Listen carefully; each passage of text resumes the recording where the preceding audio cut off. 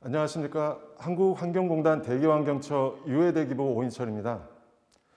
바쁘신 와중에도 오늘 비산배출관리제도 비대면 설명회에 참여해 주신 여러분께 깊은 감사의 마음을 전합니다. 금일 설명회는 비산배출 사업장 및 컨설팅 사업장을 대상으로 유해대기 오염물질의 비산배출 물질 저감을 위한 시설관리 기준 세부 이행 지침 개정 사항을 교육하고 홍보하기 위해 마련되었으며 최근 코로나 재확산에 따른 정부의 방역 지침에 따라 온라인 방식으로 진행하게 되었습니다.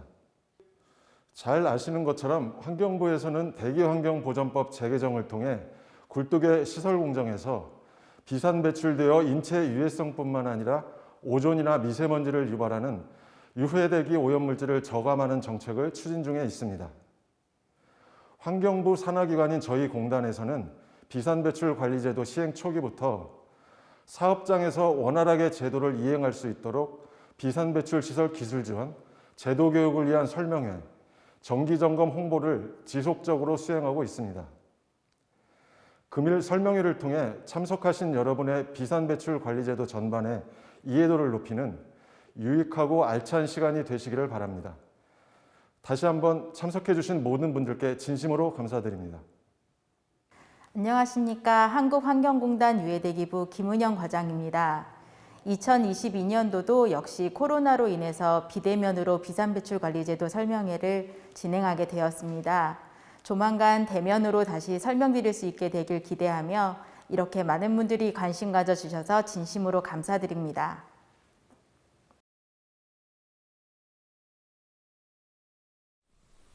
비대면 설명회 발표 순서를 말씀드리도록 하겠습니다. 가장 먼저 세부행 지침 주요 개정사항을 설명드리고 다음으로 내부 부상 지붕형 관련 개정사항, 플레어 스택 관련 개정사항, 코크스로 용광로, 전로, 전기로 개정사항, 마지막으로 사업종 시설관리 기준 개정사항 순으로 설명을 드리도록 하겠습니다.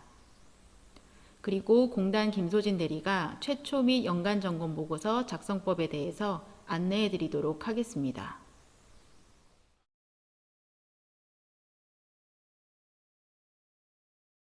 그럼 먼저 세부 이행 지침 다운로드 방법을 안내해 드리겠습니다. 설명을 들으실 때 공단에서 우편으로 배포해 드린 세부 이행 지침 책자를 보면서 같이 들으시거나 화면에 보이는 QR코드를 핸드폰으로 찍어서 환경부 자료실에 올라와 있는 세부행 지침 파일을 다운로드 받아 같이 들으시면 이해하시는 데 좀 더 도움이 될 것 같습니다. 그럼 설명회를 시작하겠습니다. 세부행 지침을 개정하게 된 배경을 먼저 말씀드리자면 2021년 10월 14일자로 대기환경보전법 하위법령이 개정되면서 세부행 지침도 개정을 하게 되었는데요. 하위법령 주요 개정사항으로는 시행령 제38조의 제3항에서 비산배출시설 조업정지를 대체하는 과징금 산정 기준이 신설이 되었습니다. 그리고 시행규칙 제51조의 2, 제2항에서는 비산배출시설 신고 행정정보 공동 이용에 대한 부분이 신설되어 사업장에서 공장등록증을 별도로 제출하지 않아도 환경청에서 조회가 가능하도록 개선되었습니다. 또한 시행규칙 별표 10의 2의 시설관리기준 변경사항으로는 용광로 보수시 관리기준과 내부부상 저장시설의 시설관리기준, 외부부상 지붕형 저장시설 부상지붕의 누출점검 대상 명칭 등이 있고 그 외에 조업정지 대상 위반행위 행정처분 기준 신설과 최초 연간점검 보고서의 첨부 서류가 변경되었습니다. 그리고 마지막으로 공단으로부터 정기점검을 수검할 때 수수료를 내고 계실 텐데요. 올해 1월 28일자로 정기점검 비용에 관한 고시가 개정되어 플레어 스택 발열량 기준이나 열교환기 등 신설 또는 변경된 비산배출 시설의 점검 항목의 비용을 반영하였고 업종의 특성과 현실적인 점검 여건 등을 감안하여 합리적으로 개선하였습니다. 그럼 이제 세부 이행 지침 주요 개정 사항에 대해서 말씀드리도록 하겠습니다. 첫 번째로는 통합 인허가 사업장에 대한 신고 및 정기점검 절차를 반영하였고 내부 저장 시설의 보안 조치, 관리 대상 물질 저함량 도료의 연차별 사용 계획과 같이 시설 관리 기준 시행이 유예된 비산 배출 시설 변경 신고 방법을 신설하였습니다. 하위 법령 개정에 따라 시설 관리 기준 위반 횟수 산정 방법과 과징금 산정 방법을 신설하였고, 내부 부상 지붕형 저장 시설의 시설 관리 기준과 플레어 스택 관리 대상 물질 측정과 배출 판단 기준을 신설하였습니다. 그리고 이 부분은 2업종에 해당되는 내용인데요. 코크스로, 용광로, 전로, 전기로의 불투명도 측정 방법을 개정하였고, 용광로 안전 밸브 개방 시 조치 기준 이행 방법을 신설하였습니다. 그리고 이 부분은 4업종에 해당되는 내용인데요. 용재 저함량 도료의 사용 기준 적용 요건을 마련하였습니다. 다음은 통합허가 대상 사업장의 비산배출시설 신고 방법입니다. 저희 비산배출시설 관리 대상 사업장 중에 통합허가 대상 사업장이 점점 늘어나고 있는데요. 환경오염시설의 통합관리에 관한 법률을 적용받는 사업장이 비산배출시설을 관할 환경청장에 신고를 할 때에는 비산배출 관할 부서가 아닌 통합허가 관할 부서에 신고를 하여 허가를 받도록 문구를 추가하였습니다. 다음은 비산배출시설을 임대하는 경우 변경신고 주체를 명확화하였습니다. 기존 지침에서는 임대인 신고증명서에 임대사항을 기재한다고 되어 있었으나 비산배출시설을 임대하는 경우에 임대인과 임차인 중에 어느 쪽에서 변경신고를 해야 하는지 명확하지 않았었습니다. 따라서 이번 지침에서는 비산배출시설을 임대하는 경우에는 반드시 임대인이 임대사항을 기재하여 변경신고하도록 명확화하였습니다. 다음은 시설관리 기준 시행이 유예된 비산배출시설의 변경신고 방법을 신설하였습니다.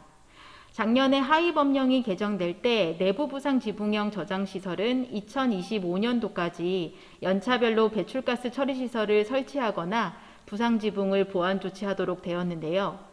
사업장에서 연차별로 이행계획을 수립했을 때에는 2022년도 말까지, 즉 올해 말까지 관할 환경청에 먼저 변경신고를 통해서 이행계획을 신고하셔야 됩니다.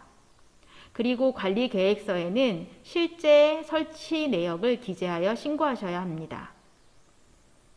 그리고 이러한 실제 설치 내역을 관할 환경청장이 확인하기 위해서 시설 내부 진입이 가능하도록 안전조치된 경우에는 유관점검을 할 수 있다는 부분도 신설하였습니다.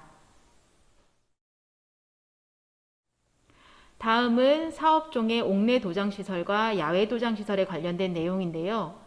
옥내 도장시설이나 야외 도장시설이 연차별로 배출가스 처리시설을 설치하거나 관리 대상 물질 5웨이트% 미만의 도료의 사용 계획을 수립했을 때에는 앞에 내부 부상 지붕형과 같이 이행 계획을 먼저 환경청에 변경 신고하고 관리 계획서에는 실제 설치 내역을 신고하시면 됩니다. 그리고 변경 신고를 한 이후에도 변경 사항이 발생할 경우에는 공사를 다 완료하고 나서 변경 신고를 하면 안 되고 꼭 시설을 변경하기 전에 환경청에 신고하셔야 합니다. 다음은 6개월 이상 가동 중지한 사업장의 정기점검 기한을 산정하는 방법입니다. 요점은 결국 최초 신고일 또는 최초 정기점검일부터 가동 중지 기간을 제외하고 3년이 되는 시점에서 1년을 유예해서 정기점검 기한을 산정한다는 내용입니다. 아래의 예시 그림을 보시면 최초 신고를 하는 경우와 최초 정기점검을 받은 사업장 이렇게 두 가지 경우로 나눌 수 있는데요. 최초 신고를 18년도 8월 9일에 하고 가동 중지를 21년도 3월 18일부터 22년 9월 17일까지 한 경우에는 가동 중지 기간을 빼고 최초 신고일부터 3년이 되는 날을 계산을 하고 거기에서 이제 1년을 더해서 2024년 2월 8일이 최초 정기점검 기한이 되는 것입니다. 만약 최초 정기점검을 18년 8월 9일에 받은 경우에는 2회차 정기점검 기한 역시 가동중지 기간을 빼고 3년이 되는 시점에서 1년을 더해서 2024년 12월 31일이 차기점검 기한이 됩니다. 이렇게 똑같이 가동 중지를 했는데도 최초 신고를 한 사업장과 최초 정기점검을 받은 사업장이 정기점검 기한이 이렇게 다른 이유는 최초 정기점검은 신고일부터 3년이 되는 날까지가 정기점검 기한이지만 2회차부터는 최초 정기점검일로부터 3년이 되는 날이 속한 연도의 12월 31일까지가 기한이기 때문입니다. 다음은 통합허가 사업장의 정기점검 절차가 추가되었습니다. 앞서 말씀드렸듯이 비산배출관리제도 대상 사업장 중에 통합허가 법률을 적용받는 사업장은 비산배출 신고를 관할 환경청에 비산배출 부서가 아닌 통합허가 쪽 부서에 신고를 하시면 되고요. 비산배출 시설 정기점검은 그대로 저희 공단에 신청하시면 됩니다. 그러면 공단은 정기점검 결과를 관할 환경청에 통합허가 부서에 보고를 드리게 되고 정기점검 내용 중에 부적합한 사항이 있는 경우에는 환경청의 통합허가 부서에서 사업장에 개선 조치 명령을 내리게 됩니다. 따라서 통합허가 사업장은 개선 조치 이행 보고도 환경청의 통합허가 부서로 하시면 되겠습니다. 다음은 배출가스 처리시설 점검 대상 요건을 개선하였습니다. 기존 지침에는 공단에서 정기점검을 나가서 실제 측정 여부를 결정할 때 판단 기준이 대기배출시설 신고 허가만 있었는데요.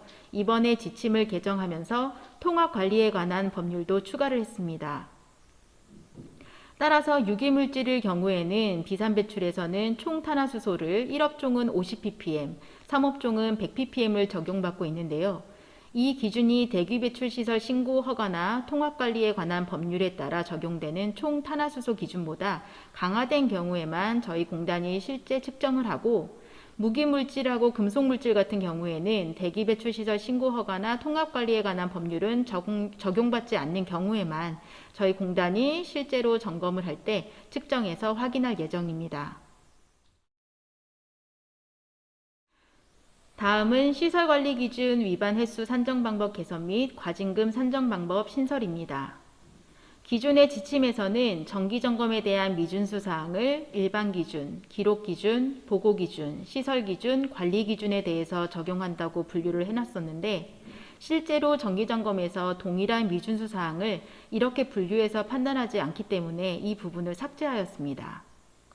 그리고 과징금 부분은 작년 10월 14일에 하위 법령에서 개정된 내용을 반영한 건데요. 법령 개정 전에는 사업장이 시설관리 기준을 지키지 않은 경우에 행정처분을 2차로 받았을 경우에는 조업정지 10일을 행정처분으로 받았었고 과징금으로 가름할 수 없었습니다. 그러나 이번에 법령이 개정되면서 조업정지 일수만큼 과징금으로 가름할 수 있게 되었고 이 부분을 반영하였습니다. 다음은 내부부상 지붕형 저장시설의 개정사항에 대해서 말씀드리도록 하겠습니다. 이 부분도 역시 하위 법령에서 개정된 내용을 반영한 건데요. 내부부상 지붕형 저장시설의 시설관리 기준은 크게 두 개의 기준으로 나누어 판단을 합니다. 저장시설 설치 연도가 19년도 7월 16일 이전이냐 이후냐와 BTX 농도의 합이 50% 이상이냐 미만이냐에 따라 기준이 다릅니다. 먼저 저장시설 설치 날짜를 19년도 7월 16일 전후로 나눈 이유를 궁금해하실 수 있는데요. 이 날짜는 바로 내부부상 지붕형 저장시설에 연차별로 방지시설을 설치하도록 시설관리 기준이 처음 담긴 날짜입니다. 따라서 19년도 7월 16일에 이 기준이 마련된 이후에 설치된 저장시설은 설치 유예기간 없이 반드시 배출가스 처리시설을 설치하여야 됩니다. 그리고 이 기준이 생기기 전인 19년도 7월 16일 이전의 저장시설에 대해서만 BTX 농도의 합이 50웨이트% 이상이냐 미만이냐로 나뉘는데요. BTX 농도의 합이 50% 이상인 경우에는 단계별로 2025년도까지 배출가스 처리시설을 설치를 하셔야 되고요. BTX 농도의 합이 50% 미만인 경우에는 배출가스 처리시설을 설치하는 것과 부상지붕 보완 조치 중에 선택을 하실 수 있습니다. 참고로 연차별 설치 비율은 2022년도까지 20%, 23년도까지는 40%, 24년도까지는 70%, 25년도까지는 100%이고요. 부상지붕을 보완 조치하는 경우에도 동일한 퍼센트로 완료를 하셔야 됩니다. 그래서 이러한 계획을 수립했을 때에는 다시 말씀드리지만 관할 환경청에 이행계획을 변경 신고하시고 관리계획서에는 실제 설치 내역도 작성해서 제출을 하셔야 됩니다. 그리고 이제 환경청에서나 저희 공단에서 점검을 나갔을 때 이행 여부를 실제 육안으로 확인하기가 어렵기 때문에 사업장에서는 이런 방지시설 설치나 지붕 보완 조치에 대해서 저희가 확인할 수 있도록 설계 도면이나 설치 사진, 공사 계약서, 구매 내역서 등 증빙 자료를 꼭 보관을 해 놓으시면 되겠습니다. 기존 시설관리 기준에서는 내부 부상 지붕형 저장시설은 지붕 밀봉 장치로 폼, 유체 충진형, 이중 밀봉 또는 지렛대 구조로 밀봉을 하도록 되어 있었는데요. 개정된 시설관리 기준에서는 19년도 7월 16일 전에 설치되었고 BTX 농도가 50% 미만인 저장시설은 이보다 더 강화된 기준을 적용해서 반드시 폼 와이퍼 또는 유체 충진형 와이퍼 이렇게 이중으로 보완 조치를 하여야 합니다. 그리고 부상지붕 개고부 중에는 맨홀이 있는데 맨홀 틈새에서도 비산이 될 수 있기 때문에 맨홀 덮개 사이에는 가스킷을 설치하고 덮개는 볼트 접합 방식으로 밀폐를 하여야 합니다. 그리고 고정지붕 지지대와 부상지붕이 접촉하는 개구부에도 틈새가 있기 때문에 지지대와 부상지붕이 접촉하는 개구부의 덮개 사이에는 가스킷을 설치하거나 고정지붕 지지대에 신축성 봉인 장치를 설치하여야 됩니다. 부상지붕 지지대는 움직이지 않도록 고정형으로 설치하여야 됩니다. 부상지붕 회전방지용 기둥과 부상지붕이 접촉하는 개구부의 덮개 사이에도 가스킷을 설치하고 회전방지용 기둥에 구멍이 없는 경우에는 기둥과 부상지붕이 접촉하는 개구부에 슬라이딩 커버, 폴 와이퍼, 폴 슬리브와 와이퍼 밀봉 장치를 설치하여야 합니다. 만약에 구멍이 뚫린 부상지붕 회전방지용 기둥이라면 부상지붕 회전방지용 기둥과 동일한 보안 조치를 이행하고 기둥부에는 신축성 봉인 장치를 설치하여야 합니다. 부상지붕 회전방지용 지지선이 부상지붕과 접촉하는 개구부에는 가스킷을 설치하여야 하며 부상지붕에는 저장유체를 채취할 수 있는 부분에는 봉인장치를 설치하거나 개구부의 90% 이상을 덮을 수 있는 덮개를 설치하여야 합니다. 다시 한번 말씀드리지만 이런 보안조치 중에서 육안으로 확인할 수 없는 부분들에 대해서는 설치 공사를 할 때 사진을 꼭 찍어 놓으신다거나 그 외에 증빙 자료를 반드시 보관해 놓으시길 당부드리겠습니다. 네, 그럼 이제 플레어스택 관련 개정사항으로 넘어가도록 하겠습니다. 플레어스택 중에 연소형 공기 보조 방식 플레어스택의 적용 요건을 개선하였습니다. 기존 지침에는 연소형 공기 보조 방식 플레어스택 중 상부의 배출가스 배관 유효 직경이 9인치 이상인 경우 스팀 및 혼합 공기 보조 방식의 발열량 기준을 적용한다고 나와 있었는데요. 이번 지침에서는 좀 더 이 부분을 구체화해서 유효 직경이 9인치 이상으로 하부 스팀과 상부 스팀이 주입되는 시설은 스팀 및 혼합 공기 보조 방식의 발열량 기준을 적용하는 것으로 개정하였습니다. 다음은 플레어스택 발열량 측정기 설치 방법 신설입니다. 기존 지침에도 발열량계와 유량 측정기를 설치하는 위치를 보여드리는 그림이 있었지만 이번에는 배출가스 배관이 분산되거나 병합되는 경우에 설치 방법 예시를 좀 더 추가하였습니다.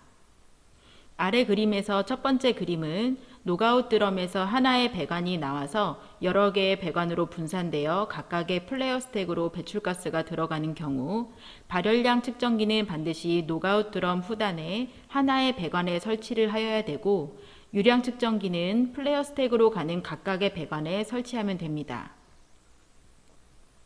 두 번째 그림을 말씀드리면 만약에 플레어 스택 2개 중에 하나의 플레어 스택에는 유량 측정기를 부착할 수 없는 경우에 공통 배관에 유량 측정기를 하나 설치하고 다른 하나의 플레어 스택 배관에 유량 측정기를 설치해서 유량 측정기를 부착하지 않은 플레어 스택의 유량을 계산할 수 있도록 하면 됩니다. 세 번째 그림은 2개의 노가웃 드럼에서 배관이 나와서 하나로 합쳐져서 플레어 스택으로 배출가스가 들어가는 경우 배관이 병합된 이후에 발열량계와 유량 측정기를 설치하면 됩니다. 네 번째 그림처럼 만약 배관이 병합된 이후에 유량 측정기를 설치하기 어려운 경우에는 유량 측정기는 병합 전에 나눠진 각각의 배관에 설치할 수 있습니다. 다음은 플레어 스택의 관리 대상 물질 측정 신설인데요. 이 부분은 많은 사업장에서 문의를 주셨던 부분입니다. 플레어 스택의 관리 대상 물질을 측정할 때 비산배출 시설 관리 대상 물질 46종을 다 측정해야 되는 건지 아니면 우리 사업장이 신고한 물질만 측정하면 되는 건지 문의를 많이 주셨었는데요. 발열량 기준을 적용하냐 안 하냐를 판단하기 위해서 관리 대상 물질이 15분 이상 배출되는지 측정을 해야 하는데 이때는 전체 관리 대상 물질이 아니고 신고 증명서상에 신고한 물질을 측정하시면 됩니다. 그리고 배출가스의 발열량을 산정하기 위해서는 플레어 스택으로 처리하는 배출가스 조성 성분을 측정하여야 하는데 이 성분 중에서 관리 대상 물질 46종의 일부가 포함될 수 있을 것입니다. 다음은 플레어 스택의 관리 대상 물질 배출 여부 판단 기준 신설입니다. 앞에서 말씀드린 부분과 이어지는 내용인데요. 발열량 기준 적용 시점을 판단하기 위해서는 관리 대상 물질의 배출 여부를 판단해야 하는데 어느 기준 이상으로 배출될 때 배출되는 것으로 보느냐에 문의가 있어서 이 부분도 명시를 하였습니다. 관리 대상 물질의 배출 여부를 판단하는 최소 농도는 질량분석법 측정기 또는 가스 크로마토그래피법 측정기에 해당 물질별 정량 한계 이상으로 정의를 하였습니다.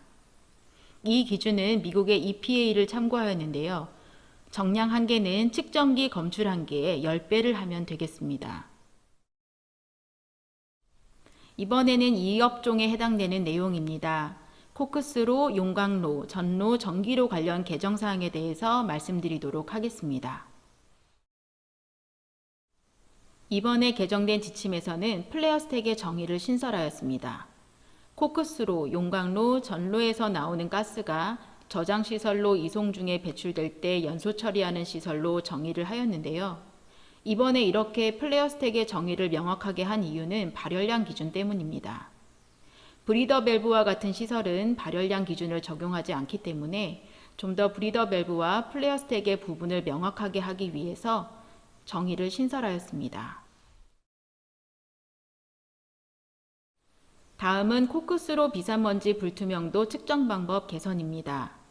기존 지침에는 불투명도 측정법으로 대기오염 공정시험 방법 중에 매연에 따른 링겔만 매연 농도법만 나와 있었는데 공정시험 방법 중에 비산먼지 광학기법이 있기 때문에 이번 지침에는 링겔만 매연 농도법과 비산먼지 광학기법 중에 선택해서 적용할 수 있도록 하였습니다.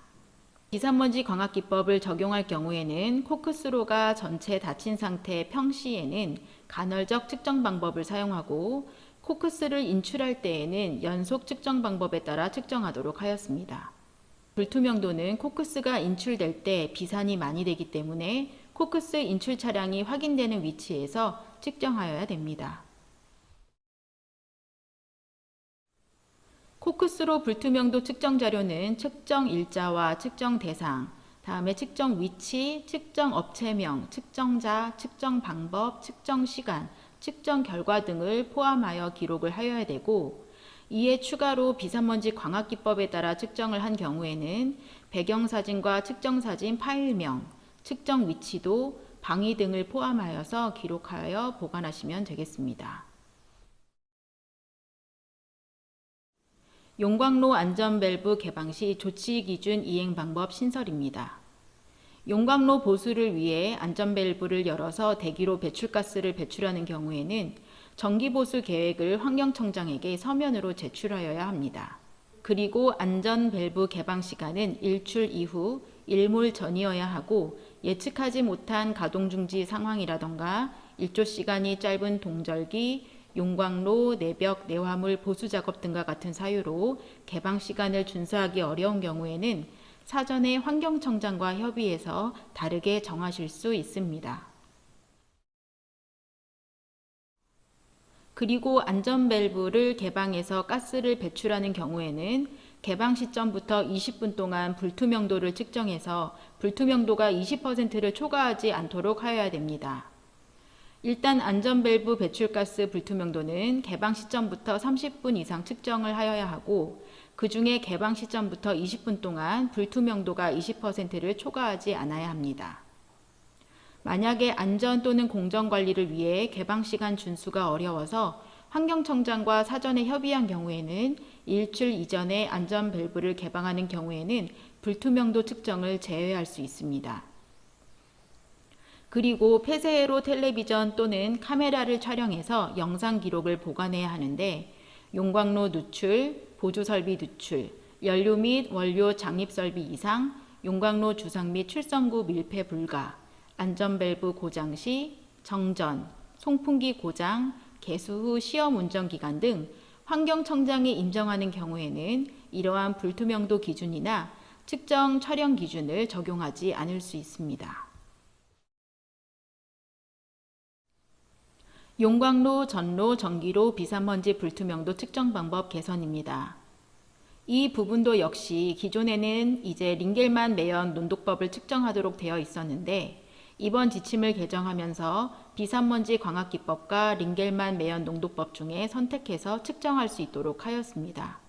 그리고 비산먼지 광학기법으로 불투명도를 측정하는 경우에는 간헐적 측정 방법을 적용하도록 하였습니다. 용광로, 전로, 전기로의 비산먼지 불투명도를 측정할 때에도 코크스로 불투명도와 동일하게 측정 일자, 측정 대상, 측정 위치, 측정 업체명, 측정자, 측정 방법, 측정 시간, 측정 결과 등을 포함하여 기록하고 비산먼지 광학기법으로 불투명도를 측정한 경우에는 이에 추가로 배경사진과 측정사진 파일명, 측정 위치도, 방위 등을 기록하여 보관하면 되겠습니다. 마지막으로 사업종 시설관리기준 개정사항에 대해서 말씀드리도록 하겠습니다. 관리대상 물질이 5웨이트% 미만인 용재 저함량 도료의 사용기준 적용 요건을 신설하였습니다. 이 기준은 19년도까지 옥내도장에 대해 배출가스 처리 시설을 30% 이상 설치를 한 사업장에만 적용되는 기준으로 20년도부터 추가적인 배출가스 처리 시설 설치를 면제받을 수 있는 기준입니다.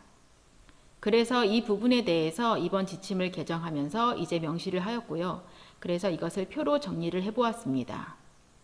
18년도 이후에 신규로 제도에 들어오는 사업장은 이러한 기준을 적용받을 수 없고 방지시설을 꼭 설치하여야 합니다. 18년도 이전의 신고사업장 중에서 19년도에 방지시설을 30% 설치한 사업장에 한해서만 용재 저함량 도료 사용 기준을 적용할 수 있습니다.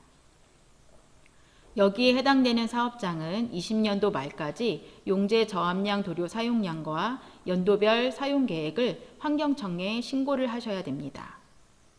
그리고 18년도 이전에 신고를 했어도 19년도까지 방지시설을 30% 미설치한 사업장은 용재 저함량 도료의 사용 기준을 적용받으실 수 없습니다.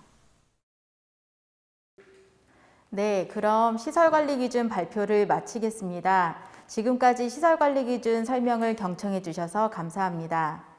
궁금하신 사항은 발표 제일 마지막에 보여드리는 이메일 주소로 보내주시면 답변 드리도록 하겠습니다. 그럼 저희 공단 김소진 대리가 연간 점검 보고서 작성법에 대해서 설명드리도록 하겠습니다.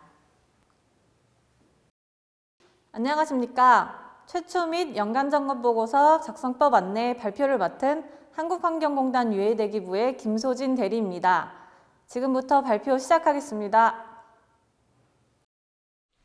지금부터 보여드리는 자료와 예시는 모두 비산 배출의 저감을 위한 시설관리기준 세부행위 지침 137페이지부터 143페이지까지의 내용을 요약한 것으로 지침에서 언제든지 다시 확인하실 수 있습니다. 비산 배출 신고 사업장은 최초 신고의 경우 당해 12월 31일까지, 이후부터는 매년 4월 30일까지 점검보고서를 해당 권역 환경청에 제출해야 합니다. 본 양식은 대기환경보전법 시행규칙 별지 제20호의 6 서식을 따르며 작성의 편의성을 높이기 위해 앞서 말씀드린 환경부 정책자료 게시판을 통해 엑셀 양식을 제공하고 있으니 많은 이용 부탁드립니다. 연간 점검보고서 서식은 지금 보시다시피 상단에 공통적으로 작성하시는 사업장 정보와 사업장에 따라 선택 작성하시는 아래 시설 현황 및 준수 현황으로 나뉘는데요. 시설 현황 및 준수 현황은 총 7가지이며 이 중 해당 사항이 있는 항목만 선택하시어 작성하시면 됩니다. 먼저 첫 번째 항목인 시설관리기준 적용 대상 제외시설에 대해 말씀드리겠습니다. 시설관리기준 제외시설에는 여러 가지 사유가 있는데요. 이 중 연간 300시간 미만 가동하는 시설이나 장비에 대해 제외시설로 신고 수리 받으신 경우에만 작성하고 이러한 시설이나 장비가 없다면 해당 없음 표시하시고 다음 2번 항목으로 넘어가시면 됩니다. 맨 위 예시를 보겠습니다. 신고된 공정배출시설 중 혼합시설이 연간 300시간 미만 제외시설로 운영하고 계신 경우 앞부분부터 천천히 비산배출시설, 세부시설, 주요 배출공정, 관리대상물질, 규모까지는 가지고 계시는 비산배출시설 설치 운영 신고증명서를 기준으로 동일하게 작성하시면 됩니다. 시설관리기준 제외 사유는 연간 300시간 미만 가동하는 시설로 통일하여 작성하시면 됩니다. 그리고 마지막 제외 요건 충족 사유는 실제 연 가동 시간을 적어주시고 작업일지 등의 증빙 서류를 첨부로 함께 제출해 주시면 됩니다. 최초 점검 보고서의 경우 신고일로부터 연말까지의 가동 시간을, 연간 점검 보고서라면 작년 1년 동안의 가동 시간을 적으시면 됩니다. 즉 올해 4월 30일까지 제출하시는 연간 점검 보고서는 2021년 1년 동안의 총 가동하신 시간을 적습니다. 두 번째 항목은 비산배출시설별 운영기록부 요약 내용입니다. 아마 이 부분은 대부분의 사업장이 작성하실 것 같은데요. 지난 1년간 작성하신 운영기록부의 내용을 요약해서 적는 겁니다. 운영기록부는 대기환경보전법 시행규칙 별지 제29의 5 서식에 따라 작성하시면 되고 점검보고서 제출 시 첨부로 함께 제출합니다. 먼저 아래 135종 작성 예시를 보면서 설명드리겠습니다. 앞서 말씀드렸다시피 이미 작성하신 운영기록부 내용을 토대로 작성하시는 것이기 때문에 운영기록부를 보고 따라 적으시면 됩니다. 135종의 경우 주로 운영하시는 흡착시설, 연소시설과 같이 방지시설에 대해 반기 1회 관리대상 물질을 측정해야 하므로 상하반기 측정 결과를 적으시면 됩니다. 운영기록부 구분, 시설 구분, 시설명은 신고증명서를 참고하여 동일하게 작성하시고 운영기간은 가동중지기간 등을 제외한 1년 중 방지시설을 운영한 총 기간을 작성합니다. 하단 괄호에는 각각 상반기, 하반기 측정일을 적어주시면 됩니다. 운영 결과는 총탄화수소 기준을 적용받으시는 경우 예시와 같이 총탄화수소 측정 결과라고 적으시고 무기물질과 금속물질을 관리대상 물질로 신고하신 경우 각 물질명과 함께 괄호에 각각 상하반기 측정값을 단위와 함께 적으시면 됩니다. 작성에 어려움을 겪으시는 경우가 많아 신고증명서와의 비교표를 준비해 보았습니다. 무기물질을 취급하는 공정배출시설을 신고하신 경우 운영기록부 구분에는 비산배출시설명을 그대로 적으시고 시설 구분에는 주요 배출 공정명을, 시설명은 해당 주요 배출 공정에 설치된 방지시설명을 괄호의 시설 아이디와 함께 작성합니다. 즉, 최대한 기존에 제출하신 자료를 활용하여 작성하시기 바랍니다. 13업종의 기타 예시들을 마저 보시겠습니다. 플레어 스택의 경우 점화 불꽃 유지, 광학가스 탐지 카메라 모니터링 기준을 운영 결과에 적으시면 되고요. 저장시설 역시 직접 연소시설 등의 방지시설 운영 결과를 적으시면 됩니다. 다음 2업종으로 넘어가겠습니다. 비산먼지 배출 시설은 역시 측정 결과, 소결로 청소 상태, 코쿠스로의 청소 상태와 격벽 누출 상태, 불투명도 측정 결과 등을 운영기관과 함께 적어주시면 됩니다. 월별 측정 기준이 있는 경우 어차피 운영기록부가 붙임으로 붙기 때문에 측정일을 다 적진 않으셔도 되고요. 월 1회 측정이라고 간단하게 가름하셔도 괜찮습니다. 마지막으로 4업종입니다. 옥내 도장시설에 방지시설을 설치하신 경우 앞에 13업종과 같이 상하반기 총탄화수소 굴뚝 농도를 적으시면 되고요. 야외 도장은 도료 사용 기준 내용을 그대로 적어주시면 됩니다.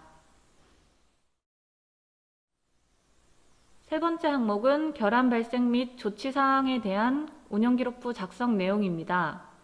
화재나 낙뢰 등의 천재지변, 냉각수 입출구 농도 편차 기준 초과, 비산 누출 시설 기준 농도 초과 등의 사유로 시설 관리 기준을 충족할 수 없는 경우에 작성하시는 내용입니다. 그러나 천재지변을 제외한 사유의 방지시설 총탄화수소 농도 초과 시에는 작성하지 않으니 필히 참고하시기 바랍니다. 예를 들어 활성탄 효율 저하 등의 사유는 해당되지 않습니다. 이 항목은 각 업종별 운영기록부 마지막 항목인 결함 발생 및 조치 상황에 관한 운영기록 사항을 작성하신 경우에 한해서 똑같이 작성하시면 됩니다. 마찬가지로 해당 사항이 없는 경우 해당 없음 표시하시면 됩니다. 갖고 계시는 신고증명서를 따라 해당 시설의 시설 구분, 시설명과 괄호 안에 시설 아이디까지 적고 결함 발생일, 결함 내용, 어떻게 조치했는지, 조치 결과는 어떤지, 조치 기간은 언제부터 언제까지인지 구체적으로 적어주시면 됩니다. 첫 번째 예시를 보시면 열교환기의 냉각수 총 유기탄소 농도 편차 기준 초과입니다. 열교환기의 경우 냉각수 입구 대비 출구 총 유기탄소 농도 편차를 10% 미만 혹은 1ppm 미만으로 관리해야 합니다.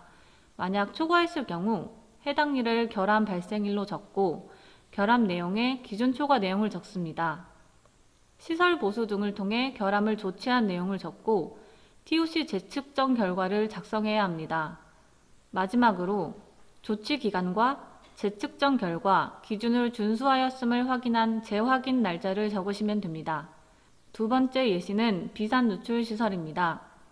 열교환기와 같이 기준 농도 초과 시에만 작성하며 조치 후 THC 재측정 결과 기준치 이내임을 작성하시면 됩니다.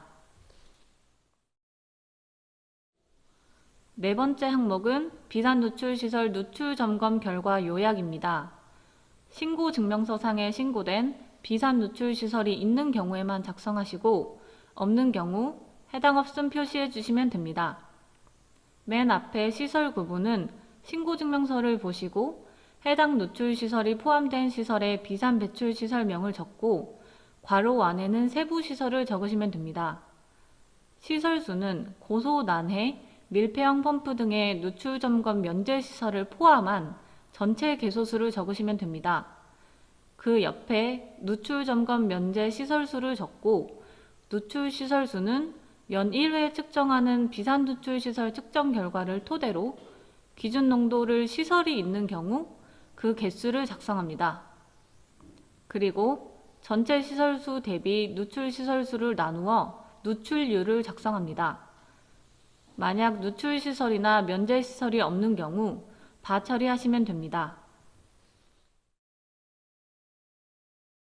5번, 6번, 7번 항목은 모두 사업종 사업장에만 한해서 작성하므로 1, 2, 3 업종 사업장은 모두 해당 없음 처리하시면 됩니다. 5번은 야외 도장 시설의 관리 대상 물질 처리 계획 및 실적입니다. 업종별 시설 관리 기준에 따라 선벽 도장 등 야외 도장의 경우에도 관리 대상 물질을 최대한 포집하여 처리하여야 하므로 사업자는 야외 도장 시 비산 배출되는 관리 대상 물질의 처리 계획 및 실적이 있는 경우에는 점검 보고서에 포함하여 제출하여야 하는데요. 야외 도장 시설이 있는 사업종의 경우에도 처리 계획이나 실적이 있는 경우에만 작성하시고 없으신 경우 해당 없음을 적으시면 됩니다. 6번 항목은 옥내 도장 시설 및 야외 도장 시설의 도료 및 희석제 월별 사용량입니다. 옥내 도장 시설과 야외 도장 시설을 신고한 사업종 사업장들은 모두 작성하시는 항목입니다.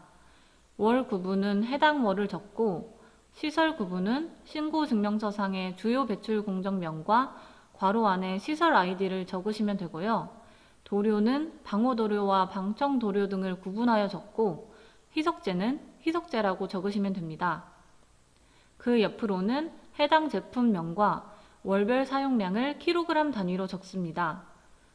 만약 월별 사용량을 리터 단위로 관리하시는 경우 밀도를 곱하여 반드시 킬로그램 단위로 적어주시기 바랍니다. 마지막 7번 항목은 관리 대상 물질 농도의 합이 5웨이트% 미만인 도료를 사용하시는 경우에만 작성합니다.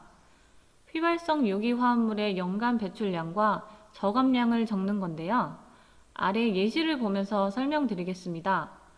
먼저 시설 구분은 옥내와 야외를 구분하여 작성하고 6번 항목과 마찬가지로 도료와 희석제를 구분하여 적되 관리 대상 물질 5웨이트% 미만 도료를 추가로 구분하여 작성합니다.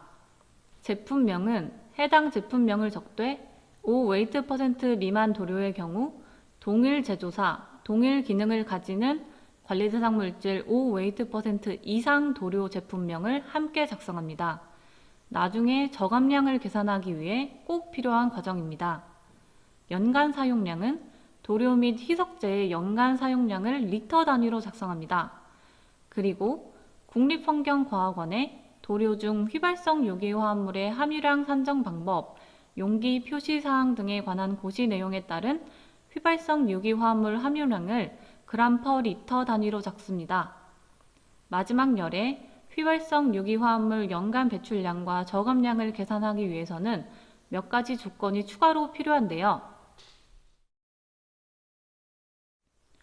이 7-1 표는 환경부 정책자료 게시판에 업로드된 점검보고서 작성 양식 엑셀의 마지막 시트로 포함되어 있으니 필히 참고하시기 바랍니다.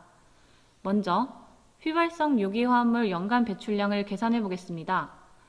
먼저 옥내 도장 시설의 관리 대상 물질 5웨이트% 미만에 해당하지 않는 도료와 희석제의 경우 두 번째, 세 번째 행 예시처럼 연간 사용량의 휘발성 유기화합물 함유량을 곱한 후 방지시설 설치율을 반영하여 연간 배출량을 계산할 수 있습니다. 자세한 계산식은 지침의 382, 383페이지를 확인하시기 바랍니다. 다음은 옥내 도장시설의 관리 대상 물질 5웨이트% 미만에 해당하는 경우입니다. 첫 번째 행 예시를 보시면 되는데요. 이때 앞에서 작성했던 동일 제조사, 동일 기능을 가지는 관리 대상 물질 5웨이트% 이상 도료 샘플이 필요합니다.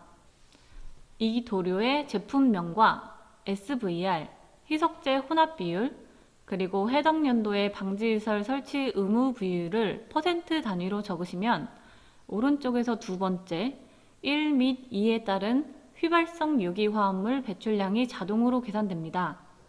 그리고 이 1 및 2에 따른 휘발성 유기화합물 배출량은 저감량을 계산하기 위해 필요한 항목으로 관리 대상 물질 5웨이트% 이상 도료를 사용했을 경우를 가정한 휘발성 유기화합물 배출량을 계산해 준 것입니다. 이 값에서 휘발성 유기화합물 배출량을 빼서 저감량을 산출할 수 있습니다. 이렇게 계산된 배출량과 저감량을 앞서 7번 항목 마지막 열에 그대로 기입하시면 됩니다. 야외 도장 시설도 방지시설 설치율과 의무 비율을 제외하고 옥내 도장 시설과 동일하게 작성합니다. 이상으로 발표 마치겠습니다. 지금까지 2022년도 비산배출시설 관리제도 설명회를 함께해 주신 여러분께 감사의 말씀드립니다.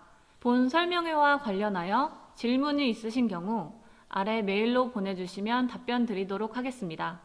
시청해 주셔서 감사합니다.